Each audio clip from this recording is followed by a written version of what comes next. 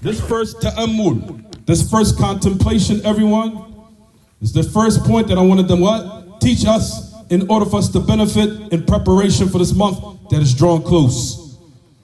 The ayah, as it mentions, everyone, the siyam has been made an obligation upon you, meaning to answer that call to Allah and to the message of Allah came with, answering the call of Allah and His messenger, without asking why, without asking what is the reason for this. However, submission, because that is the reason why we've been created. Submitting to the Creator that is all knowing and all knowledgeable of everything of what benefits His creation and what harms them. Submission into what? Embarking upon that obligation that Allah has obliged upon all of us in that period of time. But what's the ghaya? But what is the ultimate goal? That is the affair that I want us to be attentive of and aware of in this last part of this ayah. You'll find that it says, لَعَلَّكُمْ تَتَّقُونَ. You'll find that Allah subhanahu wa ta'ala said that the affair pertaining to that time frame, that blessed time, is to be taken or capitalized in a manner which will truly benefit you, not just in regards to fasting and absolving from drink and food and intimacy. Rather, there's another affair that a lot of people are not aware of, and that you'll find that a lot of the Muslims come up short in. So they think that fasting is only connected with the last part or the affair that I just said, which is pertaining to food, drink, and what? Intimacy. No. Rather, you'll find, as we know, that the affairs of siyam breaks down of what? Of the two types of what invalidates it or decreases its reward. To the point it's as if you do not have any reward at all. As you'll find from the Salaf, they used to say the statements such as, لَيْسَ الصِّيَامِ مِنَ الطَّعَامِ وَالشَّرَابِ وَلَكِنْ الصِّيَامِ عَنِ الْبَاطِلِ وَاللَّغْوِ وَالْكَذِبِ وَالْخَنَاءِ.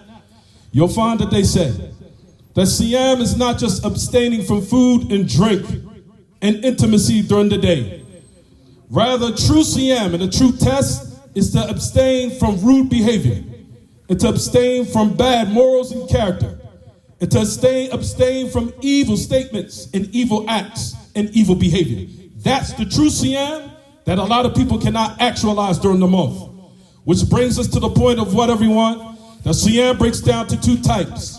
The siyam, which is called mufattirat hissiya wa mufattirat ma'nawiyya. Those affairs that invalidate your fast, that's tangible. Meaning from food and drink, and what is the meaning of food and drink? From needles that give you that nutrients within your bloodstream. And in regards to intimacy, that will invalidate the siyam, I'm sure that all of us are aware of. However, there's another category, which you'll find that the great Imam Al-Albani, rahimahullah, that he was commenting on this ayah, bringing that benefit that which a lot of the Muslims are heedless of. He said the true siyam is not just, of course, abstaining from food and drink. The other affairs what a lot of people are heedless of. The second category, which is mufattirat ma'nawiyah, those things that now diminish the reward of your fast to the point as if you did not fast at all. And that goes in line with the authentic hadith of the Messenger of Allah alayhi salatu wassalam, where he said in that narration, لَيْسَ الصِّيَامِ وَمَنْ لَمْ يَدَعْ قَوْلَ الزُّورِ وَالْعَمْلَ بِهِ فَلَيْسَ لِلَّهِ حَاجَةٌ فِي أَنْ يَضَعَ طَعَامَهُ وَشَرَابَهُ. He said, who does not abandon evil acts, evil statements, lewd behavior, foul speech, obscene behavior, irate behavior, unacceptable types of acts and evil deeds. Meaning during the month of Ramadan, during that day you're still partaking in evil acts. Those type of acts during the day all goes back to the second category of what will invalidate, what will now diminish your reward in fasting to the point as if you did not fast. From ghiba, from namima, from backbiting, from slandering, from tale carrying, indulging in affairs of evil during the day will render your siyam incomplete to the point, as we said, as if you did not fast. That is the true siyam in which a lot of us are not able to fulfill. So the true siyam, due to the fact of the ayah, so you could be from the pious, is not just to show you physical control over yourself, but to also teach you good mannerisms and how to adhere to that affair for the month of Ramadan and after it's concluded. So you can come out not only physically controlling yourself in a manner that's pertaining to food and drink, but in addition to that, also perfecting your character and your behavior. Perfecting your mannerisms of how to speak to people and how to tolerate when people try to embark upon insulting you and not reciprocating it with something evil of what they did to you. But controlling yourself, and that's why the message of Allah ﷺ said, فَإِنْ سَابَكُمْ أَحَدٌ أَوْ قَاتَلَهُ فَلْيَقُلْ إِنِّي صَائِمٌ إِنِّي صَائِمٌ. If someone comes to try to insult you, as the message of Allah said during the month of Ramadan, who now tries to now attack you or insult you or transgress the bounds in regards to how he teaches or how he treats you, let him say, I am fasting, I am fasting. Meaning, I'm not going to reciprocate the same evil behavior in order to now diminish my reward similar to what you did. Which is to teach to everyone, Siyam is not just from food and drink, it's also abstaining from evil acts also while you're fasting. And that also includes with the second category, which is mufattirat ma'nawiyah. The affairs that diminish the reward in regards to fasting, that will diminish the reward to the point as if you did not fast at all. That is the true siyam and test that a lot of Muslims cannot adhere to nor cling to, and that is the test. Because you'll find that the Salaf, as we mentioned, has said, everyone can abstain from food and drink. However, the test is to now maintain that cordial, calm, cool behavior while you're fasting. May Allah subhanahu wa ta'ala grant us tawfiq. Walhamdulillahi rabbil alameen.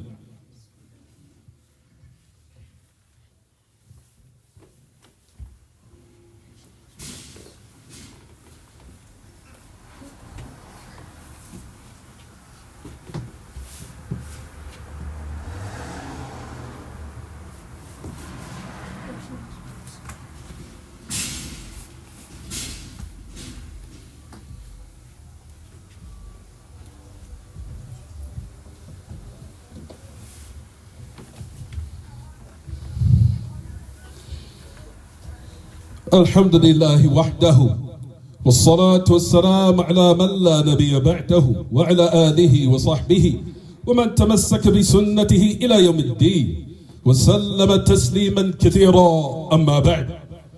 That was the first ta'ammul, the first contemplation in regards to fasting and preparation for the month.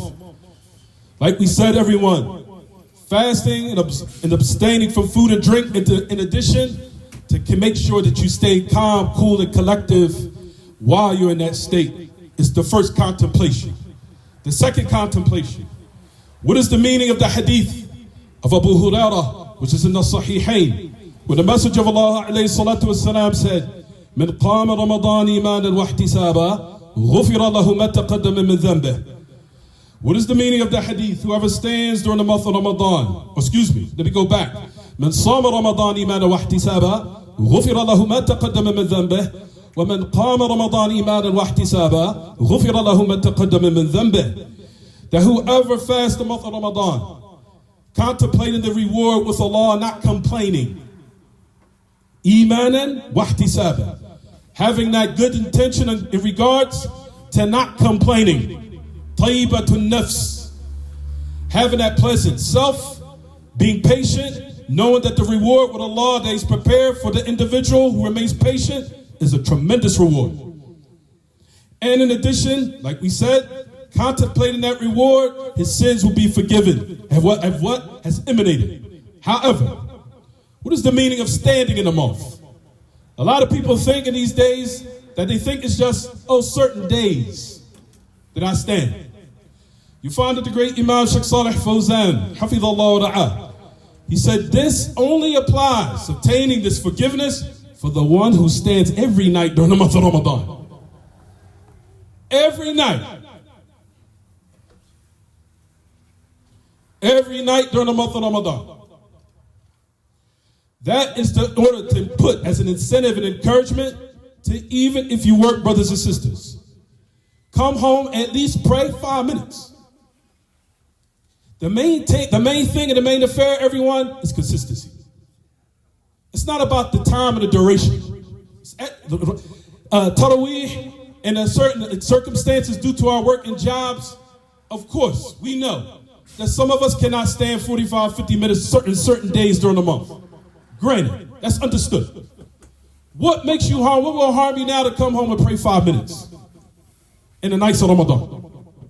So you can maintain your consistency, and at the end you can say, I stood every night. It's a shame that we know these affairs even in our worldly matters. It's not just about the time frame, it's about the what? Consistency. And it's sad to say that we know this in athleticism and sports. It's the consistency. Even if the time frame is certain days where you're not feeling up to it, it's short. You know this in your worldly affairs. How much so in the affairs that really matters to when you die and the angels ask you in the grave. Because these are the matters that's what's going to benefit you. The matter that you stood up every night during the blessed time of the year. Even if it's 5 minutes. At least you can say, on that night, I did something. What is your harm for 5 minutes when we take time to waste our time in social media for an hour on our phones, if not more? Give 5 minutes for Allah subhanahu wa ta'ala every night, even though you might be in that circumstance where you're not allowed to pray that long time or that long duration. Now take the opportunity and seize the initiative to pray 5 minutes in those days when you're tired. What's 5 and 10 minutes? So that's the reason why we said in regards to this particular narration that the individual that wants to attain the forgiveness of Allah for the whole month needs to sin every night. Even if it's something for 5 or 10 minutes. Who can't do that? Even though a lot of us is on our phones longer than that. The other point that I wanted to mention, the third ta'ammul, the third affair that we want to contemplate is the affair of us pertaining to the devils. As I've heard this question, why do we see evil during the month of Ramadan, even though the Messenger of Allah said that the devils are chained or shackled? That's another question. As we know the narrations, as the Messenger of Allah has made this clear in Bukhari and Muslim upon the great Sahabi Abu Hurairah. إذا دخل رمضان فتحت أبواب الجنة وغلقت أبواب جهنم وسلسلة الشياطين. رواه أحمد والنسائي عن أنس بن مالك. هذا رمضان قد جاءكم تفتح فيه أبواب الجنة وتغلق فيه أبواب النار وتسلسل فيه الشياطين. We know these narrations, but what's the meaning? The same questions that are asked every year, we should know the answers already. If Ramadan comes, the gates of paradise are open, the doors of the hellfire are locked, and the shayateen are chained. What is the meaning? Why do we see evil still happening in Ramadan, despite of this authentic narration that has been established upon the Messenger of Allah? What's the meaning? Number one, in regards to the disbelievers of those who are upon polytheism and disbelief, the devils are upon them all throughout the year. You'll find that Allah subhanahu wa ta'ala says in his book, أَلَمْ تَرَ أَنَّا أَرْسَلْنَا الشَّيَاطِينَ عَلَى الْكَافِرِينَ تَؤُزُّهُمْ أَزًّا. As it comes to Surah Maryam, Allah subhanahu wa ta'ala says in his book, do you not see that we sent the devils upon the disbelievers, pushing them to do evil? All you gotta do is look at liberalism. Look at the LGBTQ, and now they're openly worshiping the devil now. You see it clearly. You see it. Do you not see we sent the devils upon the disbelievers, pushing them to do evil and decorating it for them? The devils are upon the disbelievers all throughout the year, even in the month of Ramadan. That's number one. Number two, in regards to the people bid'ah, do you know that during this month was the month that the Khawarij used to do their mischief in the month of Ramadan? They used to kill people in Ramadan. The Khawarij. Yes. That was the time they took the opportunity to set out to now spread their corruption and to spread their mischievous ways, actualizing it in the most blessed year of the month. And that is to confirm what the Messenger of Allah said concerning them, the dogs of hell. As it comes to Bukhari, they used to do their killing and murder and mass hysteria in Ramadan. That's number 2. So that's still to let you know that the devils are still upon what? Certain individuals in the month of Ramadan. For people who's far away from the Sunnah, people that's far away from Iman, the devils are still upon them. What would you think of the Muslim who's not praying? What do you think that the devil's doing to you?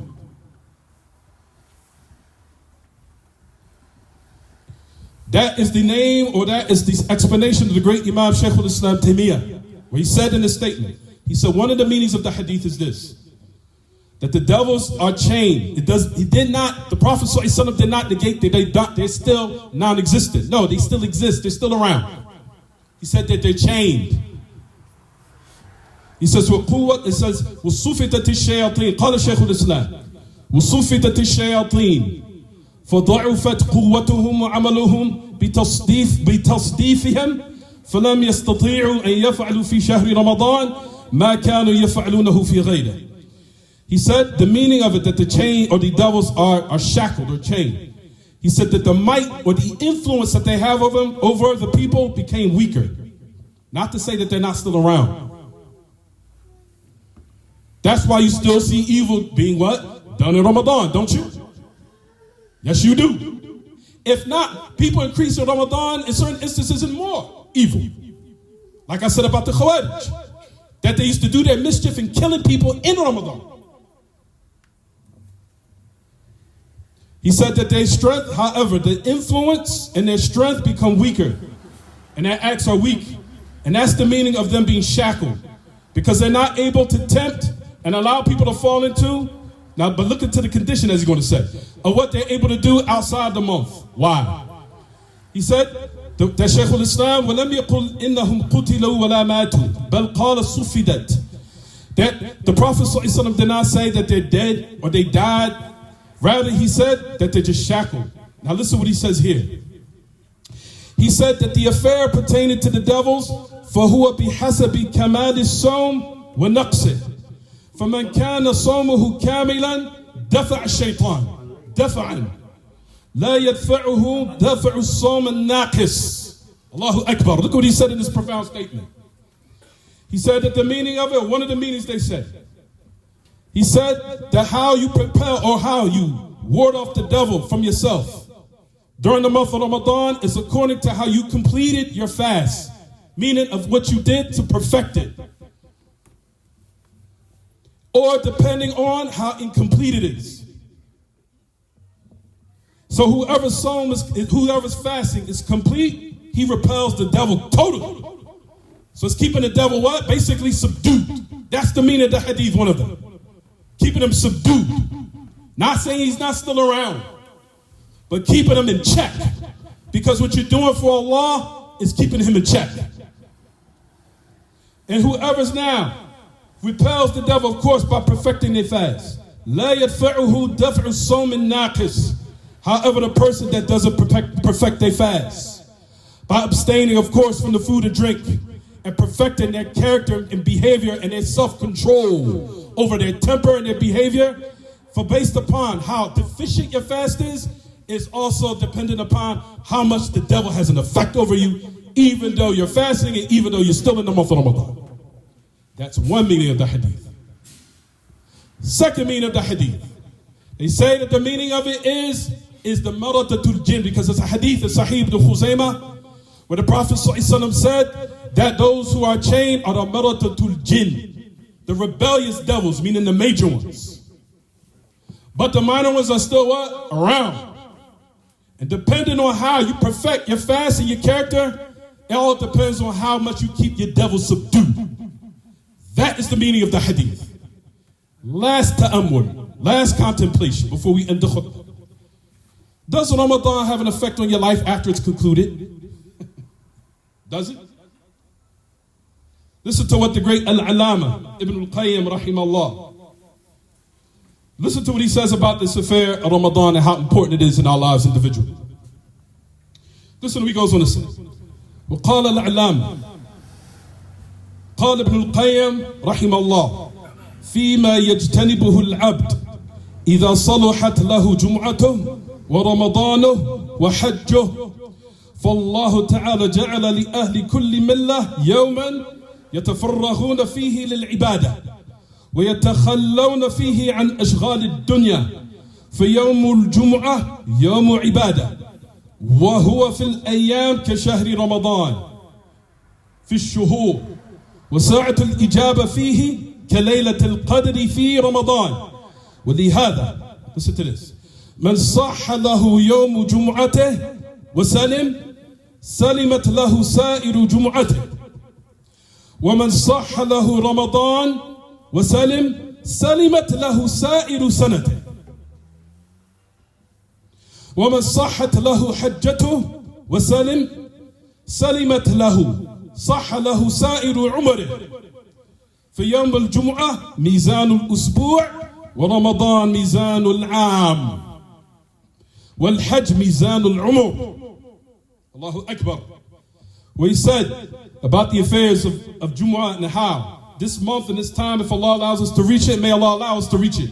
You'll find that he says about the month that you put forth your due diligence and your utmost effort in perfecting it, realizing how valuable the time is and how the great impact it will have on my life after it's over. And how you'll see, as I said in the first khutbah, everyone, if you're consistent in Ramadan, wallahi, you'll see the consistency in your worldly affairs and religious affairs after the month is over. You'll see the effects of it. I'm consistent in this class. I'm consistent in working out. I'm consistent in maintaining a good diet. All the effects, you start to see it. You mess up your Ramadan, man, it seems like can't get nothing straight. Man, nothing is never consistent. Can't get this done. Seems like something's hard. Look to your month. Look what you did. Were you consistent? He goes on to say, of what the servant abstains, that if his Jumu'ah is rectified, his Ramadan is rectified, and his Hajj is rectified. Allah has made for every millah, people of religion, a day in which they devote in it in worship. And they stay from the duties of the dunya. For the Jumu'ah, which is now, what we're doing now, Yom al-Jumu'ah, is the day of worship. And it is then the day is an end amongst the days, similar to a period of time such as Ramadan, which is a time. Then he goes on to say in the last part, he says, what has in Jumu'ah of an hour where du'as are answered. He says Jumu'ah has that time. Likewise, Ramadan has that time where du'as are answered, which is what? Laylatul Qadr. Now listen what he says. فَصَحَّ مَنْ صَحَّ لَهُ يَوْمُ جُمُعَتِهِ سَلِمَتْ لَهُ سَائِرُ جُمُعَتِهِ. Whoever's Jumu'ah is perfected, he perfected it, did what he's supposed to do, then the rest of his Friday will be what? Upright. And who's rectified their month of Ramadan? Now listen to this part. Rectified it. Then the rest of his year will be rectified. Sa'iru sanate. And whoever's Hajj is accepted, it is valid, you did what you were supposed to do in fulfilling it, then likewise the rest of his life, insha'Allah, will also be rectified. For the Yawm al-Jumu'ah, the day of Friday, is the scale of the week. Ramadan is the scale of the year. Hajj is the scale of your life. May Allah subhanahu wa ta'ala grant us tawfiq. And may Allah nasallallahu yuriyana al-haqqa haqqan wa yarzuqna ittiba'ah wa yuriyana al-batila batilan wa yarzuqna ijtinabah wa sallallahu wa sallam wa baraka ala nabiyyina Muhammad wa akhiru da'wana anil hamdulillahi rabbil alamin.